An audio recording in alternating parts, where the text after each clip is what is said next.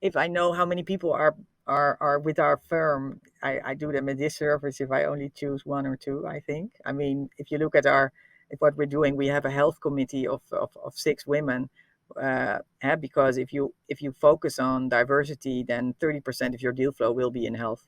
So we established a health committee, 6 individuals, and then we have an advisory board and an investment advisory committee. So there are quite a lot of people.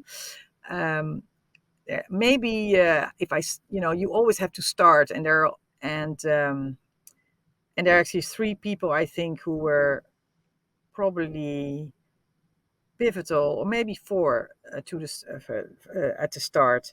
Um, One was my co-founder Laura, who even though she has already built multiple funds in the clean tech and was um, and Start Green Capital has around 500 million under management in several funds. She still wanted to take the risk in going into a new vertical.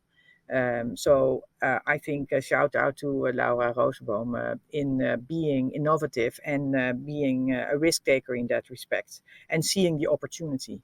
And the other one is Sacha Engels, who at the time when I said, okay, we have this angel fund, it's only 1 million, we prove our point. How should we do? How should we go about it for the next step? She said, find a business partner in here, because this is a long-term game, and it's really good in a fund to not be your sole GP, but have a business partner. And so and I said, yeah, you're right, and so that's how Laura came about in building this fund.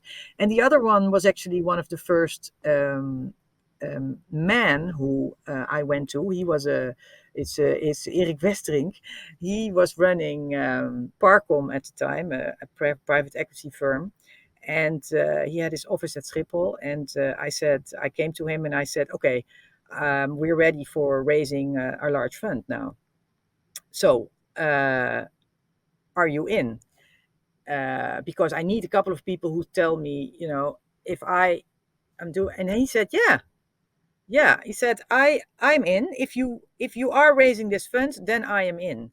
And then I said, so what's the first step that I should do? And he said, you should you should sit down this weekend, get your deadline, and write the investment memorandum.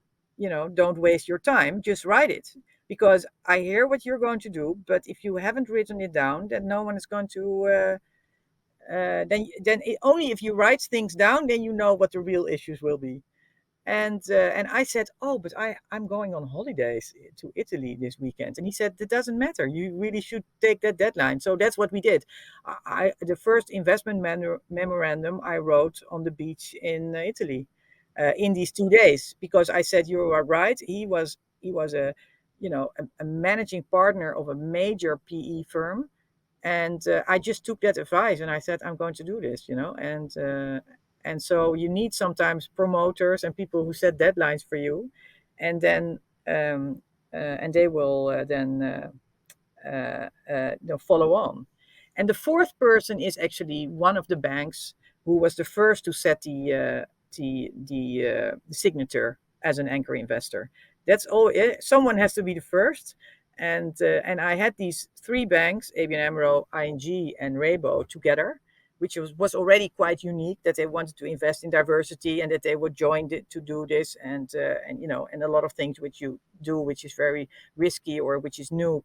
Sometimes you can do it better in a cooperation than try to be the only one. So I had them all, and they wanted, but there was no one who wanted to put that first signature down.